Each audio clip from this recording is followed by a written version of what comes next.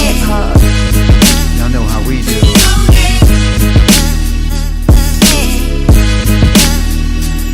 You're listening to Philly Zone Matthias, aka Mr. 16 Bars.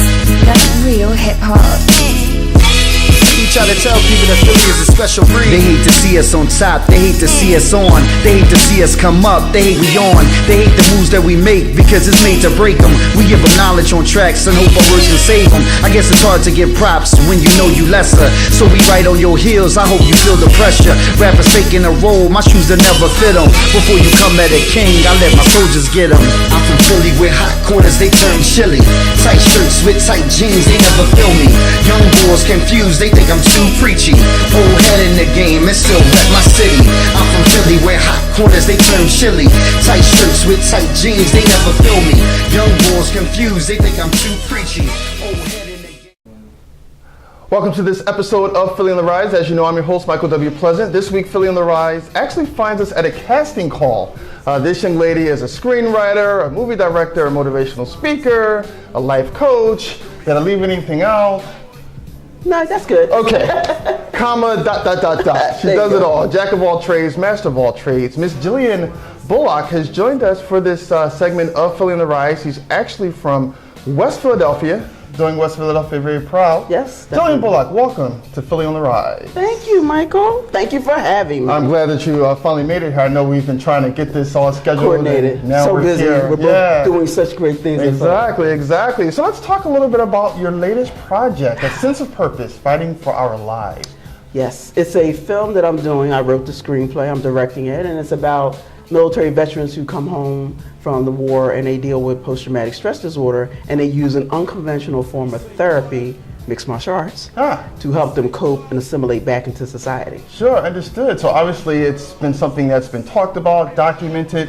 Why did you decide to finally write and make a movie about it? Actually, I was over at my brother Rob's house. He's a veteran too, and we were looking at this show, Brian Gumble, Sports with Brian Gumble, and they were doing actually a story about this guy in California who's a veteran, and he has an MMA school for just veterans. Okay. And it helps he said it helped them, overcome, they stopped drinking, they stopped fighting in bars, they stopped, and because they had a brotherhood and a sisterhood when they came together to train together. Sure. And it was like therapy for them. Right.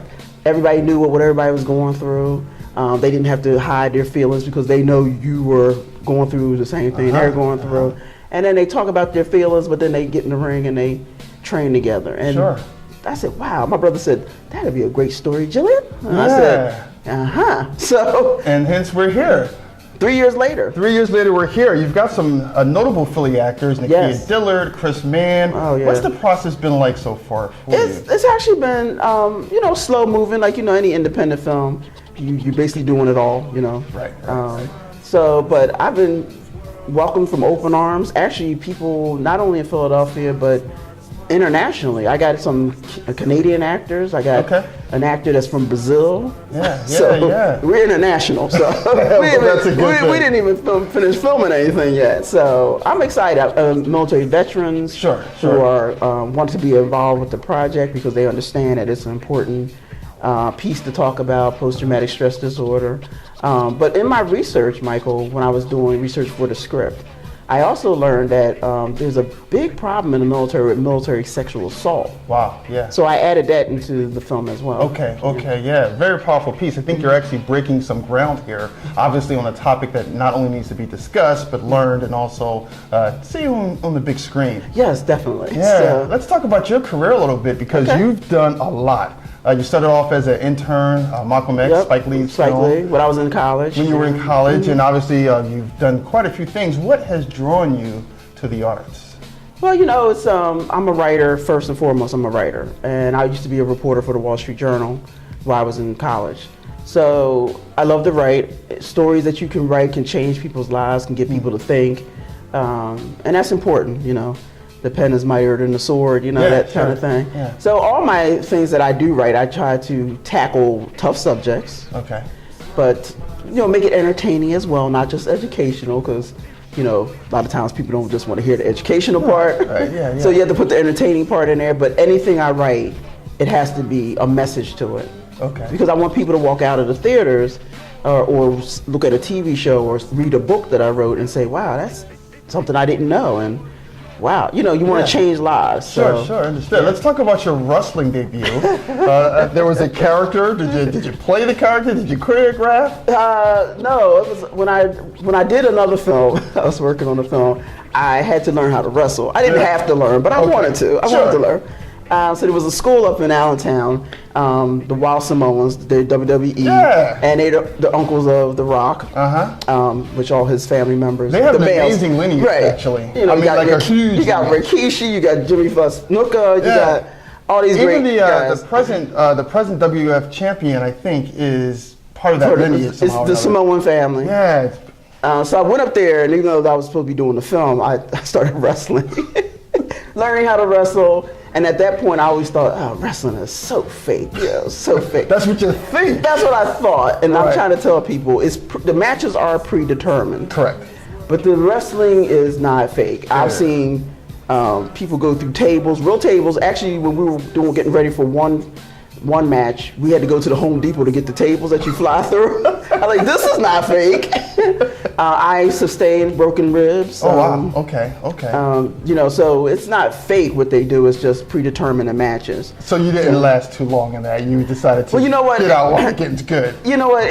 I wasn't trying to make it a career. Yeah. I just thought it was fun, something to learn. I mean, I was already a mixed martial artist. Sure. And I said, well, this is interesting. Let me... actually, my son, was a big fan of the WWE, and he got me into it because at the time I was going through cancer. Okay. And I was depressed and upset, not knowing what was going to happen. And my son would say, "Mom, come on, watch WWE with me." I'm like, "I don't want to watch that; it's fake." But soon I got hooked. Yeah. And when the doctor told me that I was in remission, that's the first place I went. Okay. To start training, to get back in shape, and then I wrote this script, and a lot of it revolved around the wrestling world. So. How did you make it through? Obviously, cancer is something that affects many of us Americans. Even my mother has faced stage 3 cancer, which she did beat. Okay, good. Tough times that people go through. How did you make it through that bout with cancer? Like I said, it was really hard. I had 3 children. I was a single parent. Mm-hmm. So I worried about what would happen if I passed and what would happen to my children. So, you just... I'm saying, seriously, I think wrestling saved my life because when I sat there and watched it with my son, it was entertaining. And I was like, oh, this is actually pretty fun. It's pretty cool. And it had something I could look forward to every week with my son, so we could bond and watch this and everything. And then, good support. My oldest son, he helped out and he was there. Anything you need, Mom, whatever. So it was my kids were great during this time. So you had a super strong support system? No, not really. Well, you just mentioned your kids. My kids, that's it. Okay, all right. That was it. Just the kids. Okay. I didn't have a really good support system during that time, but, I had my kids, and that's all to me that really mattered. Yeah, exactly. They were there for you, Yeah, so. Let's circle back. Let's circle back to some of your other accomplishments. Again, you're a writer, an author. Let's talk a little bit about the process. How do you, as a screenwriter, do you just kind of wake up in the morning and decide to write? How does that process work for you? Well, like you said, I'm a writer and I'm an author, so I allot certain times. I'm up at 4 every morning. Okay. So I usually write from 4 to 8 or 9. Okay. So, either writing or do research for the book or the script that I'm doing. Sure. Like I said, it depends on what the subject is. Like this script here took me like 3 years to craft that script. Okay. I had to interview so many people, veterans, people who deal with post-traumatic stress disorder, women who have been military sexually assaulted, psychologists who help these people, the VA people. I had to interview a lot of folks so I could formulate a good story, an authentic story. Sure. Now, even some of your scripts have been sold in the past. You were fortunate enough to have that take place. Have you seen those scripts kind of go? No, hey, you know what? That's how this business works. I sold 2 scripts. They pay you, and they say goodbye. But you have the check. Yeah, you have the check. Most important. Yeah, the check. Most important. But because of selling those 2 screenplays, the people at the Philadelphia Film Office wanted me to become a screenwriting judge. Okay. Yeah. They have a contest every year called Set in Philadelphia. Okay. It's a screenwriting contest. The winner earns $10,000. Yeah. And their script gets to be read by people out in Hollywood. Okay. So since 2006, I've been a screenwriting judge. Understood. Congratulations. Yeah. You're also on the motivational circuit to some extent. What type of motivational speaker are you? Empowerment. Okay. And like, since my book came out, my memoir, Here I Stand, came out in 2012, people kept, writing me and emailing me saying, could you tell me how to overcome, certain things in my life? Because my book talks about me growing up with my Italian stepfather, was in the mafia in Philadelphia. Okay, sure, yeah. I was at 15. I was homeless because that's a long story. Got to read the book. Must read the book. Where is the book? Where can we find it? Amazon, BarnesandNoble.com. Just go on there. Gotcha. But basically, it talks about after my stepfather died, and I had a falling out with my mom and her new step husband. So my stepfather, her new husband, and they kicked me out, and I was on the streets. So I had to survive any way I could, which meant drugs, criminal activity, prostitution, anything. So the book talks about that. It talks about how I overcame that when I got pregnant, how I got off the streets, got clean, went back to high school, went to college. So it talks about that whole, journey. An amazing journey you've been on, and obviously there's more to come for you. Let's talk about one fact that you don't mind sharing with the audience. One kind of unknown nugget that maybe not anyone knows, something that you enjoy doing, or one unknown fact about Jillian Bullock. Well, let me see. I have plenty of tattoos.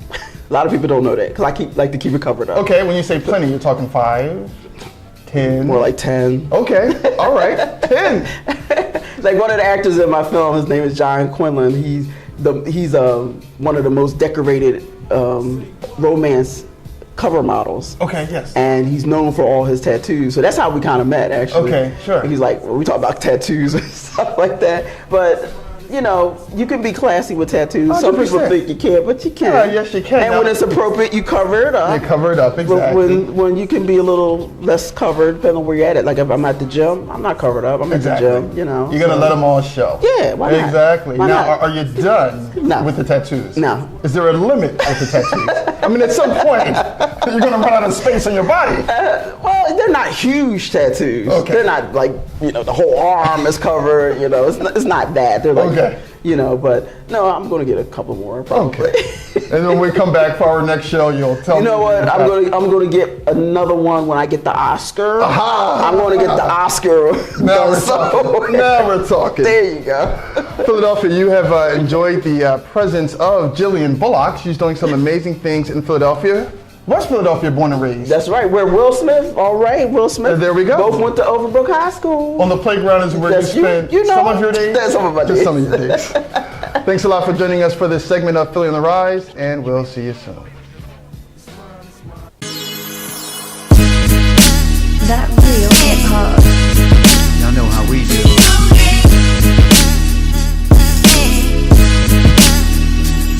You're listening to Philly's own Matthias, aka Mr. 16 Bars. That real hip hop. We try to tell people that Philly is a special breed. They hate to see us on top. They hate to see us on.